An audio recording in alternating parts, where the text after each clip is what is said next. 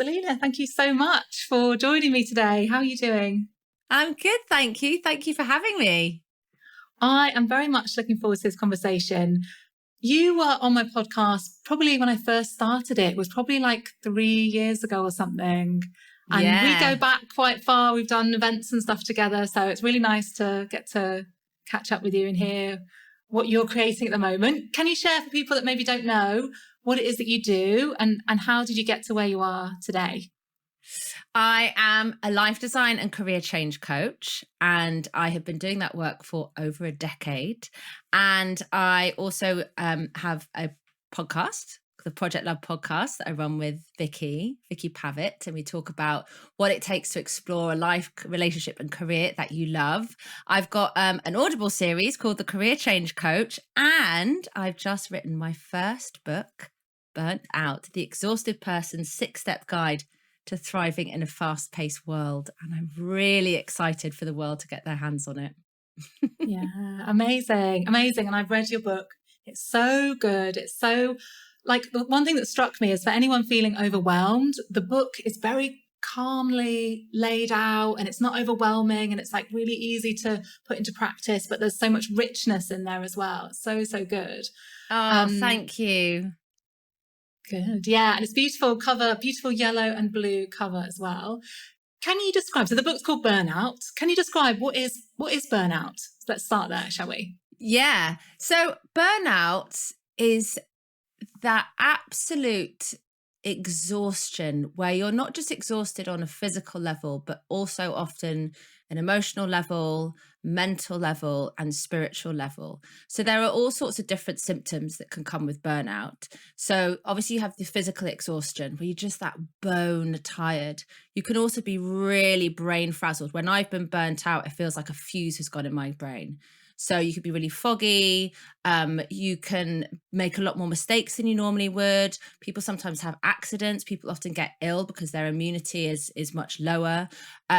Irritable. You can feel a loss of confidence and start to feel like you can't do the job that you were once able to do really well, or that you don't enjoy a job that you once used to enjoy. If you're really depleted on the emotional level, you can get a real loss of compassion. And that happens a lot for frontline workers, people in caring professions who get compassion fatigue. So someone who was once really caring is now feeling quite resentful of the people they're supposed to be caring for. That can also happen a lot to parents who are burnt out. Procrastination, pessimism, crying suddenly for, small little things. But ultimately, it's kind of that feeling that you can't cope anymore with what you've got going on in your life. So it's more than just, someone asked me the other day, what's the difference between just feeling really tired and burnt out? And when you're really burnt out, first of all, it's been going on for quite a long period of time, but also it comes with a feeling of real powerlessness and helplessness and a feeling like you just cannot cope anymore. And some people can get really scared, feeling like, what is happening to me?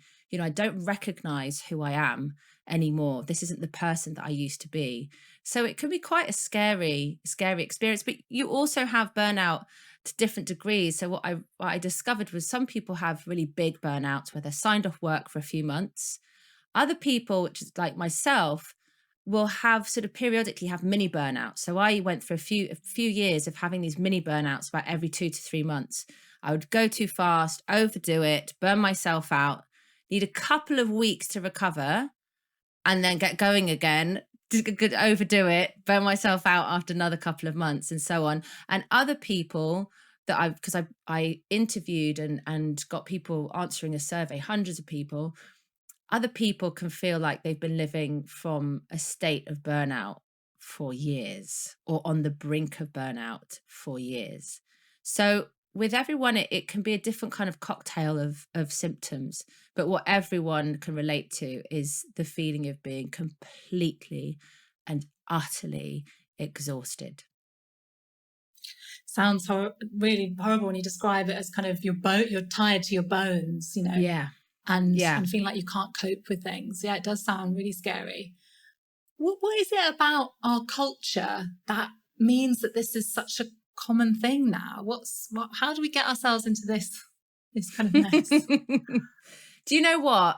thank you so much for saying that there's a richness to the book, because I really went into such depth of trying to kind of figure out like what is going on here, but then also trying to make it really simple so that a really burnt out, overwhelmed mind could, take in the information in bite-sized pieces.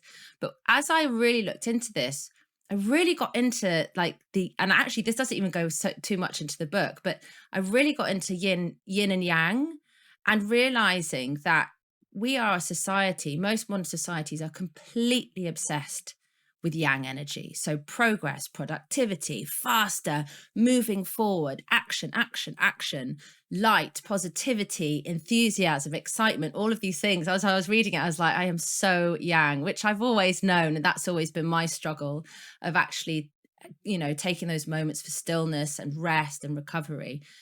And we resist and we reject that yin, that stillness, the not doing, the darker emotions, the sort of the inaction and that stillness and that rest. And we are a society that's, nowadays we can literally be switched on 24/7.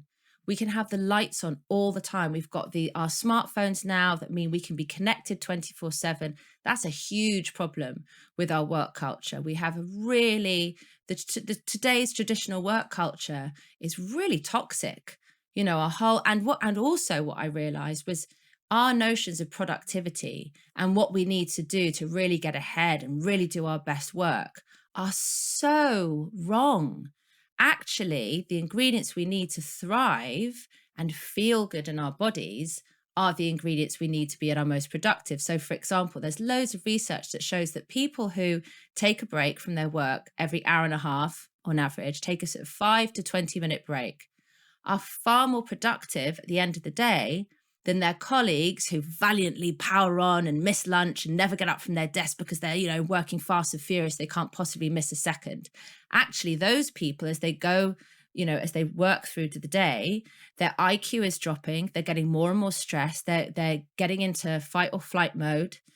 They're getting more anxious. They're not able to think so clearly. They're not able to use such good judgment because they're not actually taking the time to stop, rest, recharge their batteries and clear their head and get back to work again.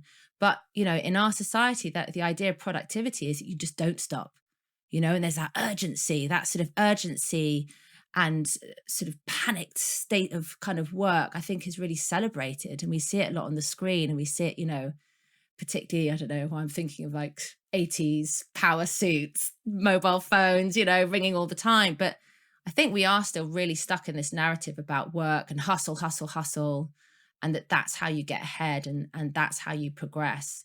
And I think, we're a society that's so obsessed with it. I'm actually surprised. I mean, I'm more surprised that there aren't more people burning out, when you look at how we work and our narratives around what is required to do our best work and to get ahead, because they are so unhealthy.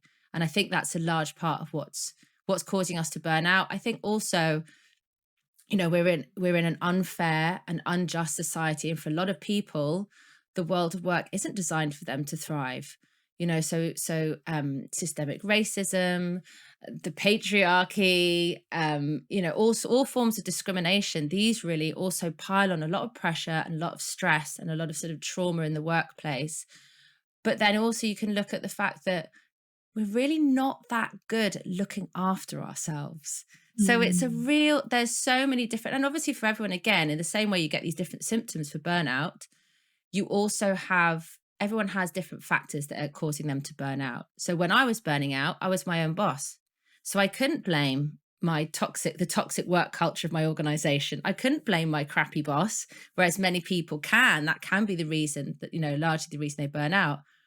The reason I was burning out was because I was the crappy boss to myself. And I brought that toxic approach to work into, the workplace of my own making. And I had no notion of how to look after myself. Like I didn't, well-being was something that other people did. I didn't think I needed to, I didn't value it. This was a long time ago, by the way. This is about 7 years ago. But I also just didn't understand how to look after myself. I'd never been taught it. People around me weren't particularly looking after themselves very well. So that was the biggest factor for me. But a lot of people, it's, you know, it's also outside pressures. So in the book, I look at three main areas. One is your inner, what I call your inner shitty committee, the inner critic, and what kind of narratives that is sort of feeding you and how loud it is. Because if you have a really loud shitty committee and it's pretty much 24/7 accompanying you throughout the day, then pretty much guaranteed that you're going to end up burning out, because it's just constantly piling on the pressure. Then I look at managing your energy. Do you know how to manage your energy? Are you managing your energy so that you're topping your energy up throughout the day? And so that's where it really breaks it down into bite-sized pieces. You can start to identify the areas where you're like, oh, okay, I'm not doing that at all. So that could be one of the pieces that's missing. Because I did find, as I spoke to people who'd recovered from burnout, yes, sometimes it takes changing your job, firing your horrible narcissistic boss. Sometimes people even change career because the career it's just not doing it for them, or they decide to leave and start up on their own, so they have more autonomy or more flexibility. But for some people, a lot of people actually, it was small changes that made a huge difference. And for a lot of them, it was exercise. So I do talk about that in the book, about how I resisted exercise myself for a large part of my adult life. And in writing this book, realize how powerful exercise is for managing your energy. But also things like not drinking so much alcohol. You know, the cycle of alcohol to wind down and help you fall asleep at night. And then the caffeine you need to take in the morning to help wake you up because you've had a bad night of sleep and you're feeling sluggish after the alcohol, and this kind of cycle. So for some people, that can be, you know, the huge game changer. And that's why it was quite a challenging and enjoyable challenge, but challenging writing a book when people are coming at it from, you know, different starting points. But the final piece I look at is, if you realize there are some real outside factors, you're not in an environment that is allowing you to thrive, then maybe it's time for bigger change on the outside, like changing your job or changing your career. So yeah, that's the journey. It's kind of a choose your own adventure type book. Good. Yeah. Because I suppose people are going to have different reasons for getting burned out. And I think it's quite reassuring to know that people don't necessarily have to like quit their job, completely overhaul their lives if they're burned out. There are small things that they can do to make changes and manage things. Yeah. And it's really interesting what you're saying about the yin and the yang. And it's such a shame. I always think it's like one of the worst things that we don't allow ourselves to rest, or we don't really value play or sleep or having fun, and these things that really make us happy for some reason. It's embedded. I notice it in myself, like feeling guilty for relaxing or taking time off sometimes, or if I'm not productive enough on a certain day, beating myself up about that. And it's like that can just slowly eat away at you and kind of ruin your life, basically, if it's sustained. Yeah, exactly. That pressure. And it's also, the other thing is, you know, we're so seasonal, and human beings have this rhythm, so many rhythms going on inside them. And we treat ourselves like machines that should be operating at the same consistency throughout the day, throughout the week, throughout the month, throughout the year. Now, if you've got a womb and you're menstruating, you know that you've got your energy levels go up and down depending on your menstrual cycle. I get really affected by the seasons. There's no way I have the same energy in winter that I do in spring and the summer. Like winter, I want to snuggle, I want to hibernate. If I was putting the kind of pressure on myself to be as productive in the winter as I am, for example, now in the spring, it would just be too much pressure. And I'd feel like I was letting myself down. I'd be forcing myself, pushing myself. And that's when you're forcing yourself and pushing yourself like that, that's when the stress starts to kick in. You start to panic. You start to feel like, okay, I'm not doing well enough. And things start to feel urgent. And as soon as we get into that state of distress, so I also looked into the different kinds of stress. There's the good stress, the eustress, but then there's the stress that where, you know, we get flooded with adrenaline and a cortisol level goes up. We basically go into fight, flight or freeze mode. And that's when we're in trouble, because that's when your IQ drops. That's when you can't make such good judgments. That's when you're in a state of panic. And that's supposed to be like, for, you know, break in case of emergency moments of stress, when there's like a child walking in front of oncoming traffic, not because you got to meet a deadline or because you want to make a good impression in a meeting. And we're in this constant state of stress.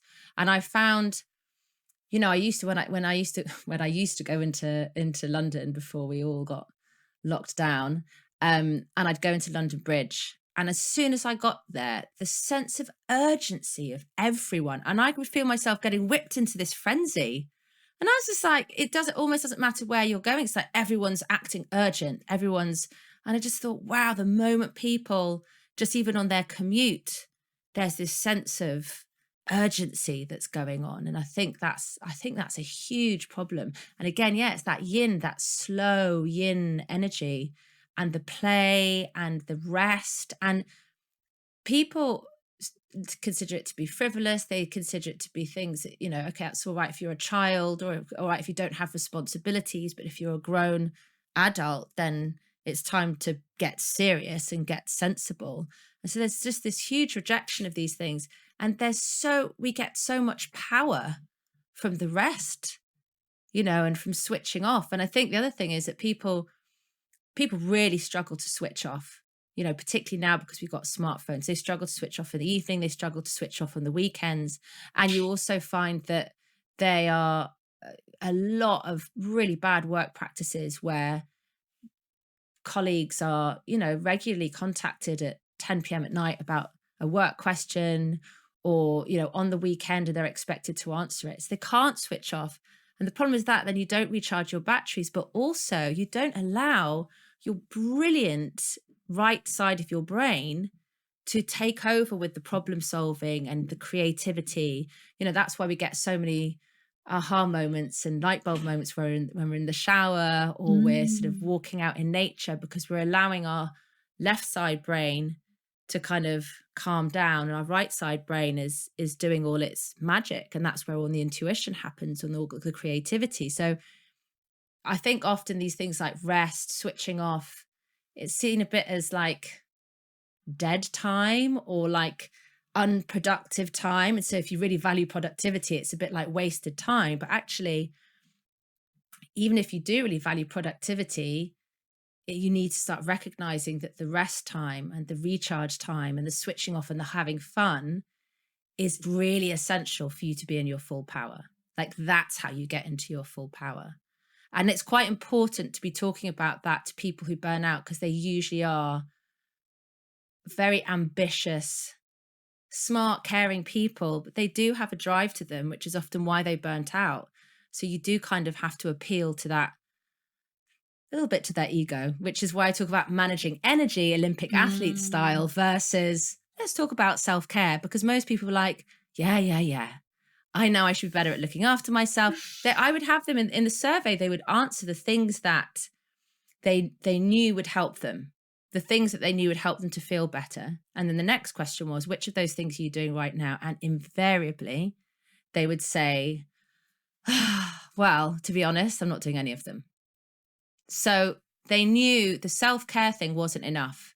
They knew what they needed to do, but they weren't motivated enough to do it. But if you start telling ambitious, caring people how to manage their energy so they can do their best work, be there for the people they love and care for, then they're suddenly interested, because now it's tied in, you know, then the ego's on board as well. And I think sometimes we do need to get the ego on board. Oh, yes. Yes. Makes life a lot easier. Yeah, absolutely. And I mean, is it that we kind of hang our self-worth on how productive we are or what we're achieving? And it's like, if we're not doing that, it can be like people can lose their sense of who they are, or they don't feel good about themselves or something. So that can be a reason why we push through. When we're starting to feel burnout, we continue to push through, because it's literally like our sense of self is kind of hooked onto what we're doing or what we're achieving. Yeah, massively. Outside achievement. And that's what we're taught to. That's what in our, our current society, that is what's valued as outside achievement. That is how a person is valued, not the growth on the inside. I mean, that is definitely starting to change with the growth of self-development, which is really amazing, because a couple of generations ago it was barely a whisper of it, and it's really starting to grow. But still, even if you read lots of self-help books and you do self-development and you know the importance of those intrinsic values and growth on the inside, we are still so hardwired to judge ourselves. And we know how society judges us for our outside achievements and our possessions and our popularity and our status at work. I've worked with people, helping them change career for well over 10 years. And one of the hardest things for people when they realize this is no longer the career for them is when it's a career that's really given them a sense of status in the world. Because they're like, without that, what do I do when I go to a party and someone says to me, so what do you do? And I can no longer say I'm this impressive role. It's just like, yeah, scary, right? Mm-hmm. So, but I think that absolutely that we are hardwired at the moment to value productivity, value ourselves based on our productivity. And so it does take a lot of work. And I know you work with people with this stuff. It takes a lot of work to, first of all, undo the narratives, unpack the narratives around, so what am I saying? What's that shitty committee saying about how productive I need to be and where I should be by this age, as well, and how I should be able to manage everything that I'm doing. And yeah, just kind of starting to question that and starting to value the inner stuff, which again is the yin. That outward projection, that's the yang, that productivity. We are so obsessed with it. We're obsessed with the productivity and the progress and reject the rest and the stillness and the inner world. And that is starting to shift and change slowly but surely, but we're still a long way off.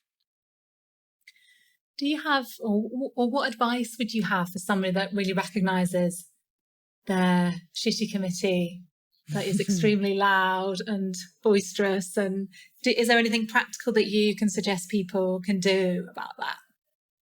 Yeah, the thing that I always get people to do, and I have an exercise in the book for it, is to just write down some of the things that your shitty committee is saying kind of on repeat. And you can sort of ask it, okay, what does my shitty committee think about where I should be in my life right now? What does my shitty committee think about, if I weren't to meet that really, really tight and unrealistic deadline that I've been given at work? Like, if I didn't achieve that, what would my shitty committee tell me that meant about me, or the repercussions of that? And you start to write these things out. You will feel a little bit worse at first. So it's like, the idea is you turn the volume up on the shitty committee to hear what it's saying. And then just take a moment to get the impact of how you saying that to yourself all the time, even if you're not really conscious of it, is there in the background, whirling round and round, the impact that must be having on you and the urgency and the pressure it must be piling on you. But then you look at each of those things that your shitty committee is saying, and you find an argument to disprove it. You find evidence to prove actually that's not necessarily the case, or actually that's wrong. And this is the thing, your shitty committee is constantly pointing out evidence to prove itself right. And so you now need to find a piece of evidence to prove it wrong. So it could be, if you don't hand in that work on that day, then they will think you're hopeless, you'll be a failure, you'll get fired. But your argument could be, hold on a second, wouldn't it be much better to go and speak to them now and say, listen, to give you the best results for this piece of work, I'm going to need another couple of days. And then so that you can deliver the best work rather than trying to meet that deadline and not doing the best work. So sometimes you just need to have a bit of a chat with your shitty committee. The other fun thing to do is you take that long list of things that your shitty committee is saying and imagine it's being said by a tiny little Disney character. I quite like Daffy Duck or Donald Duck. And imagine they're saying it now. So now suddenly these evil, mean, sinister stuff that's, inside this sort of cruel, shitty committee is now being said in this sort of silly, ridiculous Disney character way. And it sort of brings a silliness and a lightness to it. And all of these things help to start disempower that voice inside your head. The other thing I then get people to do is turn up the volume of what I call your inner wise cheerleader. So it's that really loving, supportive voice that we also all have within us. But most of us just use that voice for the people that we love and the people that we want to support and empower, and don't often turn that voice in on ourselves. And it can feel weird to do it at first. It can feel a bit alien. But one of the ways I like to do it is to imagine that my old, wise, 80-year-old self is sending a message back to me, a message of love and support. And so I'll write that out to myself. And I'm just saying the words that I really want to hear. And it really, really works. And so doing that, and then that helps to start getting you into, so then when next time you sort of got a challenge or you're feeling stressed out, allow that voice, think, what would my inner wise cheerleader say to me right now? It would probably say, step away from the computer, take a 5-minute time out, use some of the tools in Burnt Out that help you to calm down, and come back to this, take a 10-minute break, go for a walk.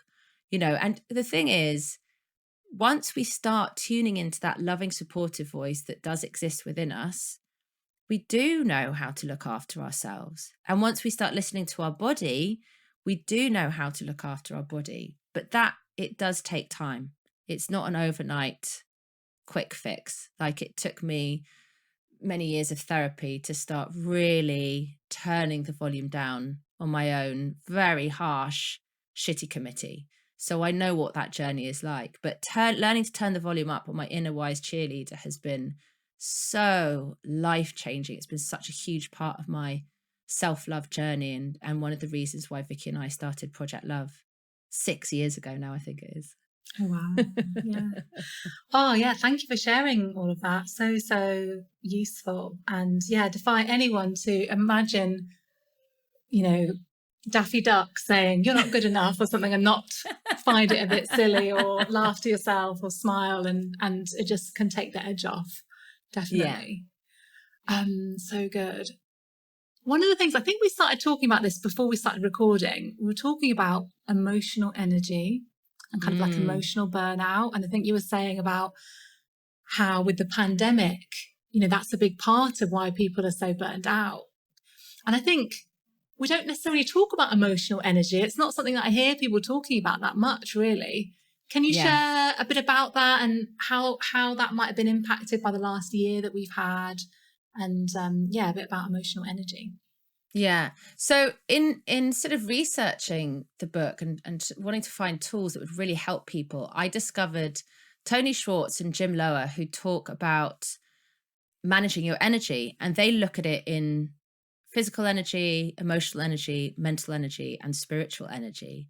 And it totally blew my mind open and suddenly made so much sense and helped me to understand my own energy. And it honestly has been the biggest game changer for me, is now understanding how our energy works as human beings and how to keep that energy filled up.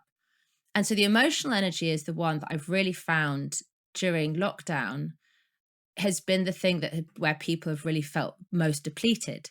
So emotional energy gets drained from giving. So overgivers, I talk about these different burnout archetypes, and one of them is the overgiver. So someone who's giving and giving and giving, and that could be through their work, at home, with their friends.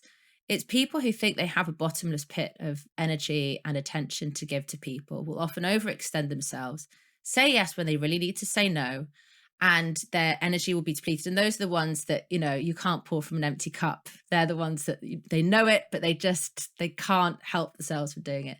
So it's overgiving will deplete your cup, but so too will feeling the sort of heavier, darker emotions, but not processing them, not acknowledging them, and trying to suppress them. And so, having a year of trying to get on with our lives. And, I'd hear a lot of people kind of saying, well, I'm one of the lucky ones. It's not too bad for me. And I'd noticed with those people is that they were still experiencing a lot of the anxiety and the uncertainty and the fear, and the worries and the concerns, but were trying to just ignore it, brush it under the carpet, because they felt like, well, I'm not a frontline worker. I haven't got someone who's, ill with COVID in hospital. I haven't lost my job. And so they would just sort of try and suppress those feelings. But if you keep those feelings don't go anywhere. If anything, the more you suppress them, the more they will drain at your emotional energy. And so my constant advice to people was, feel your feelings. Stop saying I'm just one of the lucky ones. We have to stop normalizing this. This isn't okay. This is really hard. It's great if you have some good days. That's wonderful. But I started your anxiety course, Chloe, because I realized that on the surface, I was fine, but my dreams, and I'm sure you said this in one of your emails that went out, my COVID dreams were for months, I was living through tsunamis, or it was always water, which is, the emotional symbol in our dreams, tsunamis, huge storms, just like being lost at sea, just constantly these big dramas going on in my dreams, which suggested that while on the surface, I seemed to be coping fine with it all, underneath, I was obviously absorbing a lot of the anxiety and the doubts and the fears and everything that was going on. And so, feeling your feelings, acknowledging your feelings, really taking the time to check in with how you're doing. And we struggle to even identify how we feel, which is often part of the problem. So, I created a sort of emotional check-in tool that I used so much during lockdown and during the whole, and, continue to use during the global pandemic to check in with myself. But the other thing that really helps to fill up your cup is things like we were talking about before: play, joy, laughter, simple pleasures, the things that lift your spirits. So you can want to really be there for people and be caring and giving. That's great. But you need to if you're going to be that person that's often, really there for others and gives a lot, you need to balance it out with a huge amount of self-love and self-care and looking after yourself and checking on how you're doing. Because the problem with overgivers is they tend to be there for everyone else. They tend to give everyone else their inner wise cheerleader, but don't turn it in on themselves. So it's with all the energy, with the physical, emotional, mental, and spiritual, it's you need to use it as well as fill yourself up. So equally, it's not about going, well, if I just don't look after anyone or care about anyone, then I can maintain my emotional energy. It needs to kind of flow. It is like water. It needs to flow in and out. It needs to be used to sort of, so it doesn't stagnate. So some people who don't have close connections with people, who tend to keep themselves to themselves, so who kind of shut themselves off, their cup can run dry because they're not allowing that flow of love and connection in and out.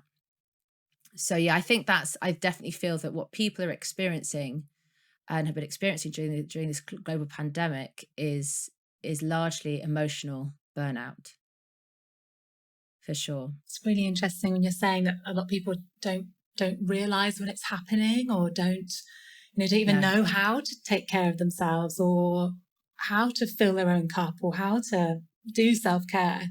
It's like we need to, there's like a lot of practice, I think, and learning about this and coming back to things again and again and reminding ourselves constantly about why this is important and why we should do these things. It's not necessarily something that's like overnight we kind of just realize necessarily. I mean, sometimes it happens like that, but quite often it's a journey.